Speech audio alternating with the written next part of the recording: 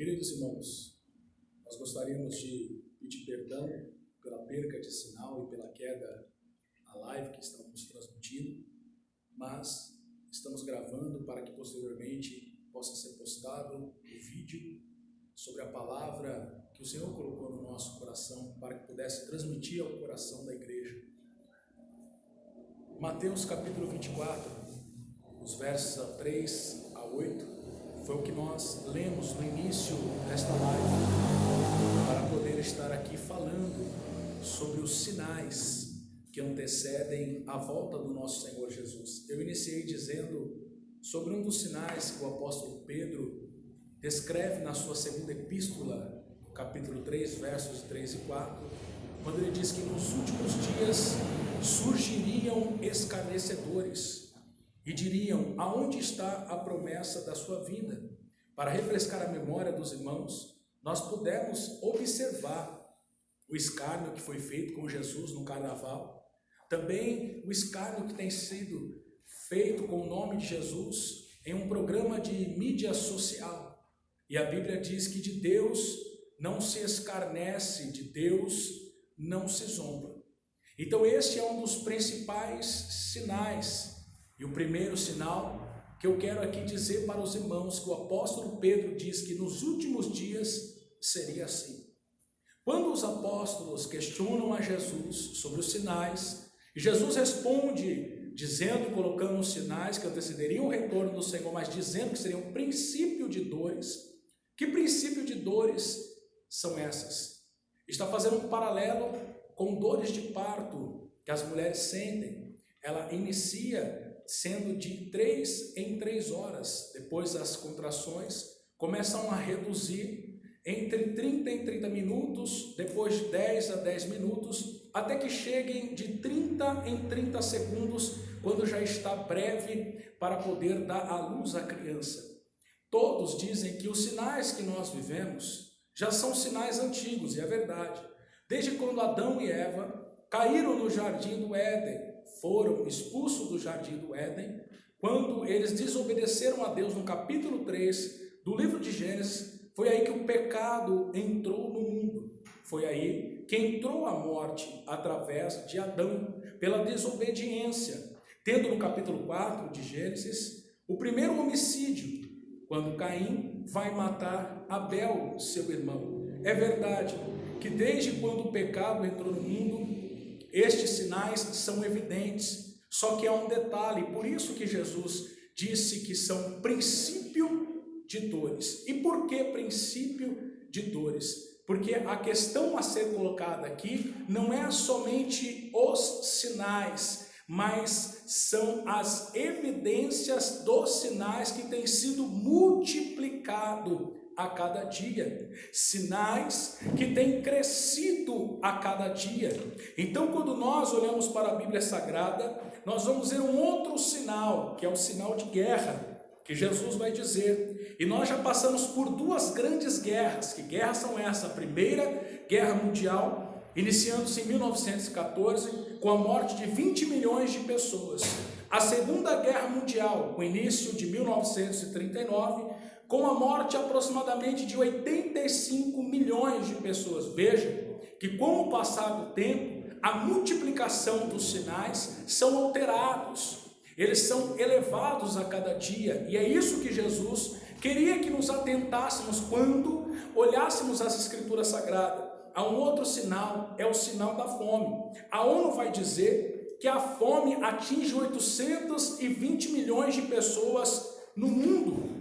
Veja quantas pessoas morrem ainda de fome nos dias atuais. Quantas pessoas passam fome ainda nos dias atuais. E isso não é só na nossa nação, mas isso se multiplica. Quando olhamos para a África, então, a parte pobre da África, nós vamos ver que decadência que vive aquela sociedade, aquela nação, sem um alimento sequer. Quantos morrem sem ter um alimento sobre a mesa? É a multiplicação da fome sobre o mundo. Outro sinal é o da pestilência. Como não citar em 1918 a gripe espanhola que matou milhares e milhares de pessoas? E como não dizer Covid-19, o coronavírus que tem assolado a todas as nações deste mundo.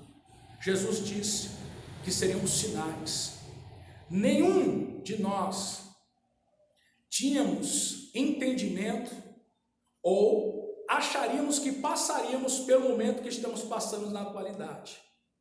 O momento de estar resguardado, o momento em que todas as nações, seja ela de primeiro mundo ou não, estão resguardadas.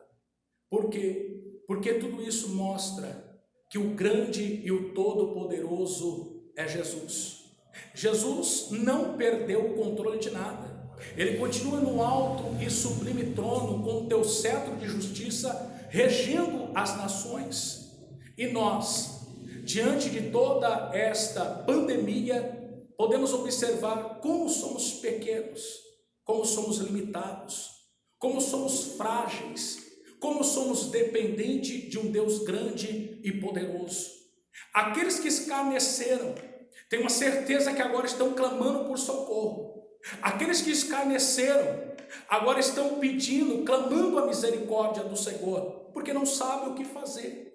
E nós sabemos que se multiplicar ainda mais a contaminação deste vírus, a saúde pública se tornará um caos. E aí nós teremos que dar continuidade àquilo que a igreja do Senhor sempre fez, de joelhos, prostrados, buscando, orando, pedindo a misericórdia do Senhor, que diante deste contexto vivido pela nossa nação, o Senhor possa estender as suas mãos para nos socorrer. Mas são sinais esses falados pelo Mestre Jesus para os seus discípulos, e dentre outros sinais de terremotos. Como não citar um tsunami em 2004 na Indonésia, matando milhares e milhares de pessoas, 9.1 na escala Richter. Como não citar o tsunami no Japão em 2011, março de 2011, matando milhares e milhares de pessoas. A terra está tremendo. A palavra diz que a natureza geme na expectativa do retorno do Filho de Deus. O que é isso? Sinais que antecedem a volta do nosso Senhor e Salvador Jesus Cristo. Você sabia que há 500 mil terremotos por ano no globo terrestre? Você sabia que na primeira década, de 1900 a 1909, houve 141 terremotos? E na década de 70 já pulou para 1535 terremotos. O que é isso? Sinais, mas sinais que têm crescido ao decorrer do tempo. Já faz há 2000 anos que estamos vivendo estes sinais que Jesus predisse na sua palavra há 2000 anos atrás que eles aconteceriam. Quando nós olhamos para a Bíblia Sagrada, o apóstolo Paulo vai citar em 2ª Epístola de Timóteo, capítulo 3, dias de tempos trabalhosos, homens amantes de si mesmo. E o que é isso? Homens que se preocupam apenas com o seu bem-estar, não se preocupa com o próximo. Jesus deixou 2 legados e disse aos discípulos: amai a Deus acima de todas as coisas e o teu próximo como a ti mesmo. Quando o apóstolo Paulo diz dias trabalhosos, e homens que são amantes de si mesmo, são pessoas que vivem para o seu próprio deleite, mas não está preocupado com o teu próximo, não está preocupado com a condição do próximo, não está preocupado se o próximo tem um alimento, se ele necessita de uma ajuda, se ele necessita de um socorro. Então estes que o apóstolo Paulo cita aqui na 2ª epístola que ele escreve a Timóteo, ele vai dizer que nos últimos dias seriam assim. E nós temos visto isso, porque o próprio Jesus vai dizer no capítulo 24, que por se multiplicar a iniquidade, o amor de muitos se esfriou. Então o amor ele é quase que inexistente em nossos meios, porque banalizaram a palavra amor. Tudo se ama, mas com boca e palavras, mas não com atitudes. Amor não é apenas com palavras, amor são com atitudes. Por isso que Jesus disse aos seus discípulos: um novo mandamento vos dou. Mas o mandamento que Jesus deixa a eles já havia dado a Moisés nas tábuas das leis. E por que ele diz um novo mandamento vos dou? porque ele deu em leis, em palavras para Moisés, mas agora ele desce do céu para mostrar com atitude o que é amar o próximo. Por onde Jesus passava, Jesus curava. Por onde Jesus passava, Jesus derramava amor. Por onde Jesus passava, Jesus estendia suas mãos de misericórdia angelicais para poder ajudar o necessitado. Ele esteve com a classe mais baixa da sociedade, com mendigos, com as prostitutas, com as classes que ninguém quer estar nos dias de hoje. Mas Jesus esteve lá, pregando as boas novas, anunciando o reino do Senhor. Jesus esteve lá. E Jesus deixou aqui aos seus discípulos no capítulo 24, sinais, princípio de dores. Só que há 2000 anos estamos vivendo o princípio de dores. Eu sei que o assunto é pertinente pelo que nós estamos vivendo. E todo mundo diz agora aos quatro cantos, Jesus está voltando. Jesus está voltando. Só que desde quando a igreja foi constituída, conhecida como a igreja primitiva, a igreja sabe que o nosso Senhor e Salvador Jesus Cristo regressaria a esta terra para buscar a tua igreja. A igreja vive a expectativa todos os dias. A igreja do Senhor vive preparada todos os dias para a volta do nosso Senhor e Salvador Jesus Cristo. Outro sinal descrito aqui, a partir do verso 37 do capítulo 24 de Mateus, é quando ele diz que é dias de Noé. Por que dias de Noé? Porque nos dias de Noé era uma violência desenfreada. Era a degradação da humanidade, a multiplicação da violência era como os dias de Noé, até que Noé entrou na arca e a porta se fechou. E ele disse que seria como dias de Noé. Quando nós olhamos ao nosso redor, a violência, é uma pergunta que eu faço para os irmãos nesta noite, a violência está desenfreada em nossos meios, sim ou não? Então ele disse que o seu retorno seriam como os dias de Noé. Dias em que, naquela época, eles não davam mais ouvido para a voz de Deus. Eles não obedeciam mais ao Senhor, até que Noé ouviu a voz de Deus e passou 100 anos construindo uma arca e dizendo, vai vir o dilúvio, e riam da cara de Noé.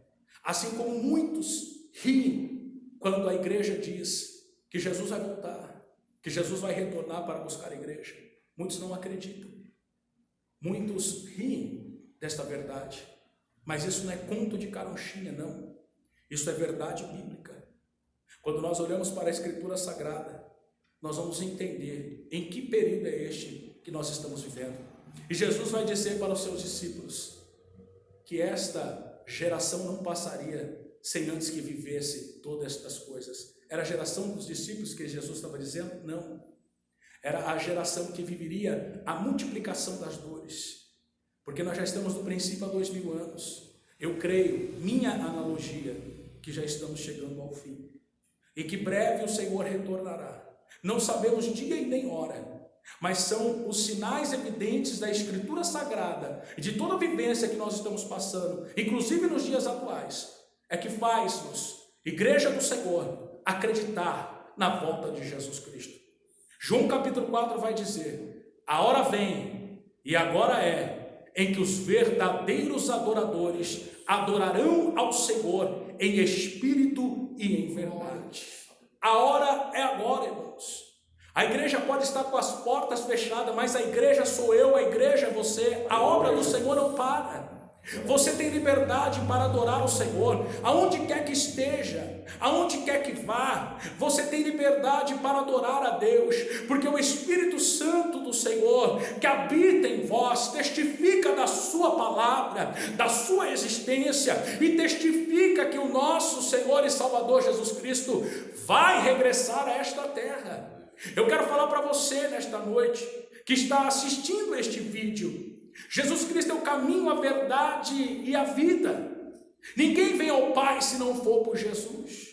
Eu quero dizer para você, Jesus entende, você que está cansado, você que está oprimido, você que neste momento se encontra desesperado, você que neste momento encontra angustiado, você que neste momento pensa até em dar cabo à sua própria vida. Eu quero dizer algo nesta noite, Jesus está dizendo para você, vinde a mim os cansados e oprimidos e eu vos aliviarei. Jesus veio para dar vida e vida com abundância. A palavra vai dizer que Deus amou o mundo de tal maneira que enviou o seu Filho unigênito para que todos aqueles que nele crê não pereça, mas tenha vida e vida eterna. Este mesmo Senhor que veio com o seu madeiro sobre as costas na via dolorosa, olhando para todos que ele tinha curado, olhando para todos que ele tinha restaurado, mas ele está caminhando a caminho do Gólgota. Ele vai ser crucificado, porque Jesus sabia o propósito e sabia a missão que ele veio para cumprir nesta terra. Jesus então não ousou abrecar, mas Jesus ousou se avançar no momento mais difícil em que ele passou, no momento que foi abandonado pelos discípulos, no momento que estava sozinho. Ele estava carregando este madeiro e estava indo em direção ao Gólgota. É quando Jesus é pregado na cruz agora, é quando Jesus é levantado no madeiro, e a primeira palavra, as primeiras palavras que saem da boca de Jesus é: Pai, perdoa, eles não sabem o que fazem. As primeiras palavras que saem da boca do mestre, agora machucado, pregado na cruz, coroa de espinhos sobre a sua cabeça, derramando todo o teu sangue, mas ele olha e diz: Pai, perdoa, eles não sabem o que fazem. E vai chegar um determinado tempo, e Jesus está na cruz, ele pede água, e vão dar vinagre para Jesus, mas Jesus não bebe, porque vinagre era uma espécie de anestesia da época, e cruz, para ser cruz, não podia ter anestesia. Cruz, para ser cruz, precisava ter dor, e foi as dores que Jesus sentiu naquela cruz, para poder te dar uma oportunidade de uma vida eterna. Jesus, como ovelha muda ao matador, não ousou a dizer uma palavra sequer, mas ele sabia que havia um povo, que havia uma humanidade, que haviam nações que dependiam deste sacrifício na cruz do Calvário, para que pudessem ser libertos. Jesus então entrega a sua vida. A morte não levou Jesus. Jesus entregou a sua vida. Quando Jesus olha para o Pai e diz assim: Pai, está consumado. Ele quer dizer: está pago, está quitado. Nas tuas mãos eu entrego o meu espírito. A Bíblia diz que Jesus expirou neste momento na cruz e foi colocado no sepulcro. Só que a Bíblia vai dizer que Maria Madalena vai visitar então no terceiro dia o túmulo de Jesus e leva um unguento para poder despejar sobre o corpo de Jesus, já imaginando que ao terceiro dia já havia cheirado mal ou estava cheirando mal. Mas quando elas chegam à sepultura de Jesus, elas são impactadas, porque quando elas olham para a sepultura de Jesus, a sepultura estava vazia.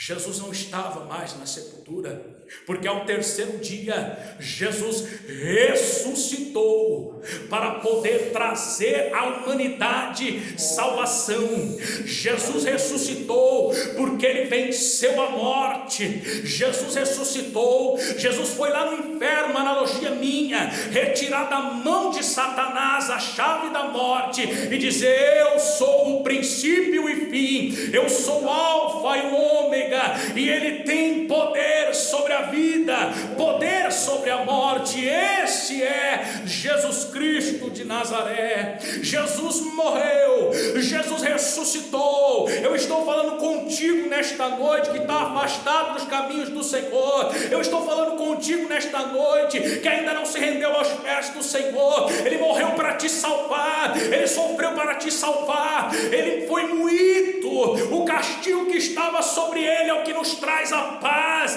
pelas suas pisaduras fomos sarados.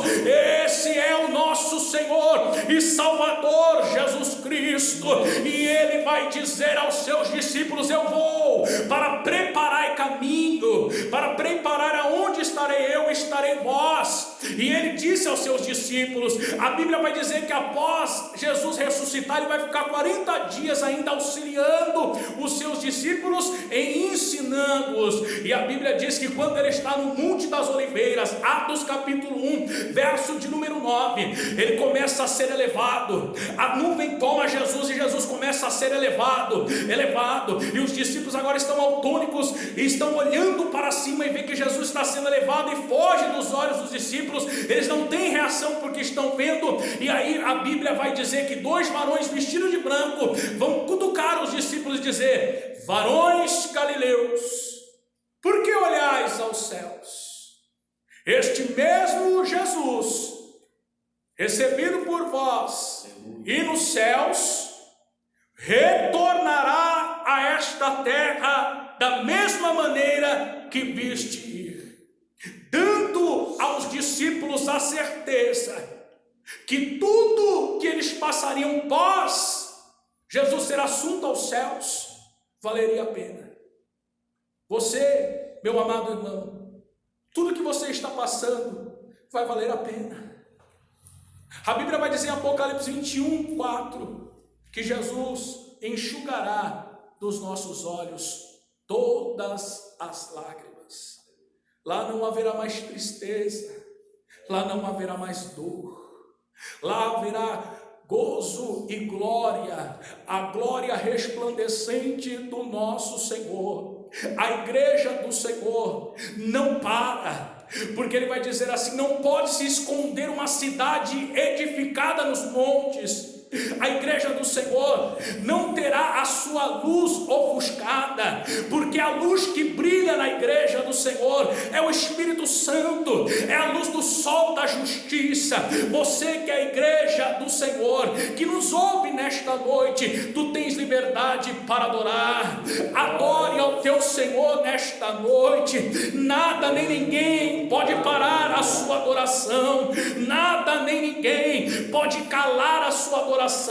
Que por mais que a tua boca não pronuncie palavras, Jesus sabe o que a tua alma clama, Jesus sabe o que está no íntimo da sua alma. Ele sabe que a adoração vem do mais profundo da alma, e Ele sabe quando você o adora em espírito e em verdade. Igreja do Senhor, é momento de adorar, é momento de orar, é momento de buscar, porque esta tempestade vai passar, a bonança vai chegar, e o nome do Senhor continuará sendo glorificado, porque a obra do Senhor, ela não para a obra do Senhor. É o que o Senhor colocou no meu coração nesta noite, é a palavra que Deus nos deu nesta noite para o coração da igreja, para o coração de todos estes que estão acompanhando este vídeo, para que você possa refletir. Eu tenho certeza que nesta hora há pessoas que estão em lágrimas em seus lábios, nesta hora pessoas que estão louvando ao Senhor, a esta hora pessoas que estão de joelhos clamando pelo nosso Salvador. Eu quero orar pela sua vida nesta noite. Para encerrarmos, eu quero orar nesta noite pela sua vida. Querido Deus e amado Pai, em nome santo de Jesus, Senhor, queremos agradecer a oportunidade que o Senhor nos concede, Senhor, de por mais um dia estamos aqui, Senhor, para falar da Tua Palavra. Eu tenho certeza, Senhor, que a Tua Palavra encontrou guarita em corações nesta noite, que o mover do Teu Espírito, meu Pai, está tocando vidas nesta hora, Senhor. Pai, envolve os teus filhos no teu poder, na tua graça. Senhor, nós clamamos misericórdia do Senhor nesta hora, Pai. A tua palavra é tão clara, Senhor. A tua palavra, meu Pai, que é o nosso manual, Senhor, de vida, ela é tão clara quanto aos sinais, ela é tão clara quanto o cuidado do Senhor, ela é tão clara que as mãos do Senhor estão sobre nós para nos guardar, para nos livrar, Senhor.